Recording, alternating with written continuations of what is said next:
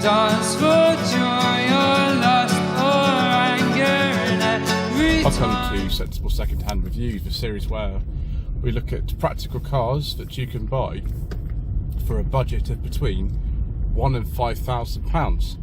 This is a 2012 Honda Jazz 1.4 SI.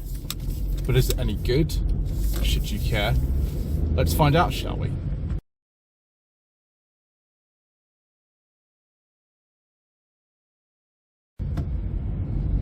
So, the Mark III Honda Jazz, although some people call it the second generation, was introduced in this country in 2008.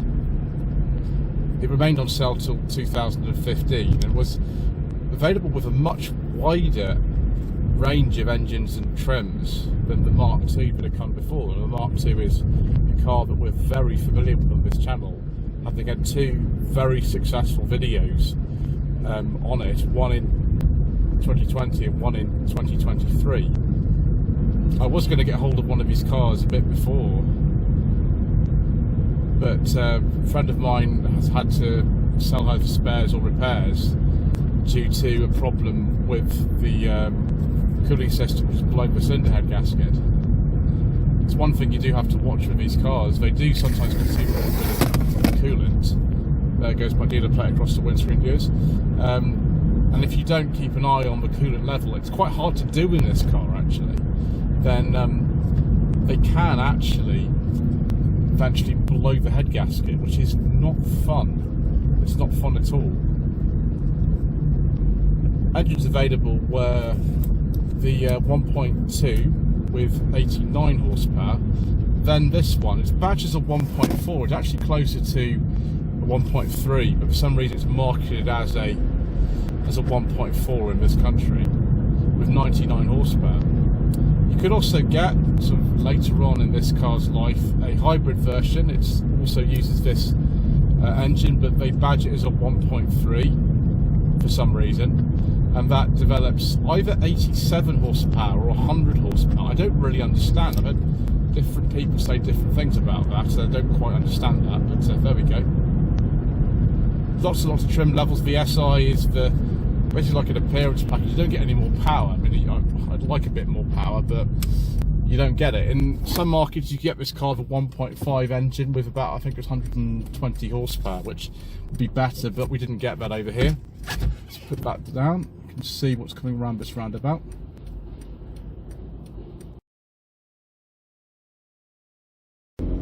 Eine Stunde später.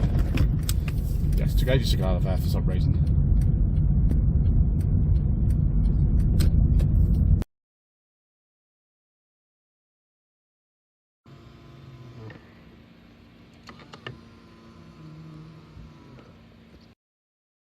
Well, viewers, we're going to have to keep this little chappy running because the battery was actually flat when I came to it today, and it's been jumped. So I'm just gonna leave it. The SI model does look considerably nicer than the standard Mark III Honda Jazz. I call it a 3 because there was actually a Jazz sold in this country in the 1980s, which makes the sort of car that came out in 2002 this country the 2 and this the 3, although it is called the second generation in many other parts of the world. Yeah, looks pretty good. There is a little bit of kind of damage to this car down at the bottom, which could do with some parking sensors probably on this, and the wheels are a bit scuffed, but apart from that it's pretty good. The boot is really big on this, and we'll show some more practicality of these a little bit later, but it's 399 litres. And the Mark 7 Golf, not 7.5, 7.5 is a bit later, 7 Golf, which came out also in 2012, which is the same age as this car. It's got a personal plate on it, which comes with it, I think, actually. That had 380 litres, so it's a bigger boot than the Mark 7 Golf. Have a look under here. So we've got a inflation kit, which we do, but we've got even more storage under here. It's one of the most practical cars of this size that you can possibly imagine. What I'll do is just demonstrate some of the sort of seat permutations you can get in this, and we'll have to go round to this side for that. I like little sort of fake diffusers in there as well. I know they're fake, but it just makes the car look a little bit more exciting, I think. So we'll move this out of the way because we don't need that. First of all, do we have some magic seat action going on? Yes, we do. Just one hand, we can clamp this down. There we go. That's not going to move. Isn't that fantastic? The ideal thing you can put in there are, I suppose, pieces of furniture, garden centre plants, all that sort of stuff. And then we can drop it back. Isn't that brilliant? You can also fold these entirely into the floor. I'm going to have to move the dealer plate off there before I do that, but I think, just give me a second and we'll just demonstrate that as well, because again, this is one of the reasons why you might buy one of these. So if you fold the headrest down, actually, one single action straight into the floor. Absolutely amazing. Look at that, almost a flat floor all the way through, although there is a bit of a lip there, but that's normal for the size of the car. You can see why people just kept on buying these, can't you? Because there's just nothing else quite like this for the size. Extraordinary. Okay, I'll put that back, put my dealer plate back on, and then we'll have a look in the front. So, got power folding mirrors on this as well. Isn't that exciting? Yes. We like power folding mirrors, viewers, very much. This car does need a little bit of final preparation. Actually, it just needs a bit of a clean of things. So I put the seat quite a long way back. Just shut this door with the other hand. There we go. It's quite comfortable, this, actually. There's a funny thing where I have driven one of these before, and where you see the footrest down there, the floor isn't quite as sort of flat as you think it's going to be in terms of the heel of your foot, so it's not quite as comfortable as it could be, but it's quite good.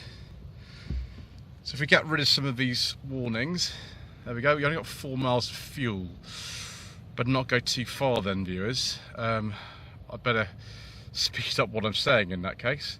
So we've got a little thing down there. I think that's actually full with USB. The covers come off for some reason. 12-volt socket, some cup holders, things for stuff, 5-speed manual, excellent. Normal handbrake, excellent. Dash, which is a little bit weird in terms of where some of the kind of readouts are. That's for the climate control that we have on this SI trim model. There was an SIT that came with sat-nav, but this is an SI. Trip computer with 4 miles of fuel remaining. And we got double glove box action. Yes. Excellent. Just loads of different sort of ideas of where to put things. We've got holders for short pens and more cup holders, and got space here, sort of like a magazine type rack in here for putting stuff in. It's a bit more, better than my Volvo S40, I must say, the door pockets. Material in there's quite nice. It's not a soft touch dash top of here, but you know, most cars in the class weren't. Do we have automatic lights in this car? No, we don't for some reason. Got manual wipers, but that's okay, I suppose. Could do with some kind of sunroof. I think some of the Jazzes did come with a sunroof. This one doesn't have one. But overall, yes, it's quite impressive, really. Quite well sort of specified, really, for a car like this. And the size of these audio controls. I'd say that's quite idiot-proof, really. And heated mirrors down here as well. Yeah, fog lamps is a little bit weird in how you operate them, but that's the same on a lot of cars. Steering wheel controls, some cruise control controls, and all kinds of exciting things. Right, let's have a look under the bonnet before I run out of petrol. Unfortunately, viewers, it's got a bit windy, and also we've got the engine running, so it's a bit loud. This is actually closer to a 1.3 engine, but its badge is a 1.4. It develops 99 horsepower in this application. You could also get a 1.2 engine, and then there was the hybrid Model 2. The battery's really small, tiny little thing. It's quite cramped in here. I don't know if DIY maintenance is the easiest of one of these. Also, the coolant reservoir is very, very, very difficult to see the level. It's kind of down here, and can't really quite see a lot of the time if you're running low on coolant, which is a bit annoying. But there we go. This is a facelift model, by the way. These came in 2011, this is 2012. So they have different headlamps, they get a different bumper, particularly because this is an SI. Right, better get on with it then, viewers, before I completely run out of petrol.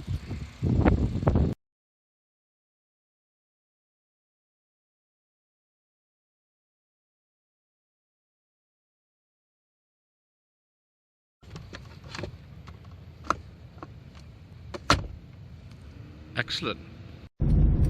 Steering is rather nice on this car. The 5-speed manual gearbox in this car is really, really slick. It's really nice.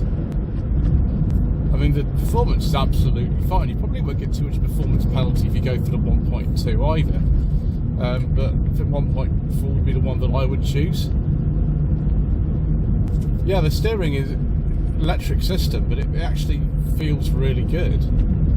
Ride is better than the Mark II as well, which is good, although this road's recently been resurfaced, so you can't tell too much at what it would be like over too many bumps. There was a facelift that came along in early 2011. This is a facelift car. They do look a little bit better than the pre-facelift ones. You could get an automatic as well. Obviously the hybrid model isn't automatic anyway, but you get it on the 1.4. And initially it was a thing called the I-Shift gearbox, which is an automated manual. You'll know by now, viewers, but I absolutely hate automated or robotised manual gearboxes. They are appalling. I would not recommend any cars with them. Later on, that was swapped out in late 2010 for a CVT that's similar to the first generation Jazz, and also the hybrid car, which is better. I mean, CVTs aren't necessarily the best gearbox ever, but at least it's better than the automated manual. It just feels very sort of airy and spacious in here, and you know, with this sort of sporty edge to the car. I don't know if you get revised suspension in this SI. I suppose you don't. And it's excellent. You know, there's plenty of these around. Parts are quite readily available. From 2009 onwards, these Mark IIIs were built in Britain, which I suppose makes us feel better in a way. But yes, so a really sort of brilliant little car. I actually have quite enjoyed driving this, really rather a lot.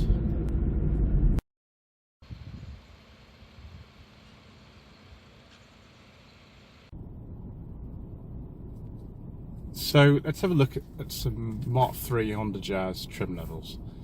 There is the S, the S-T, the SE, the SE-T. Those came with the 1.2 engine. The SI and SIT, the ES, the ES Plus, the ES Plus -T, the EX, the EX-T, the EXL, and the EXL-T. If you're looking at the 1.4 hybrid model, which you might be, they are HE, HE-T, HS, HS-T, HX, and HX-T. So viewers, should you consider the Mark III Honda Jazz as a sensible second-hand buy? Well, you do have to watch a couple of things in this. They're not infallible cars, but they are generally quite reliable. If you're going into, you know, the ultra emission zones and things like that, you might want to consider one of the hybrid ones, although they do command quite a lot of money, which I think is probably unjustified to some degree. Manual ones, I think, are particularly good. Anyway, thank you ever so much indeed once again for watching. Please don't forget to subscribe to the channel, like this video, leave a comment below, and we shall see you again very soon for more inexpensive motoring.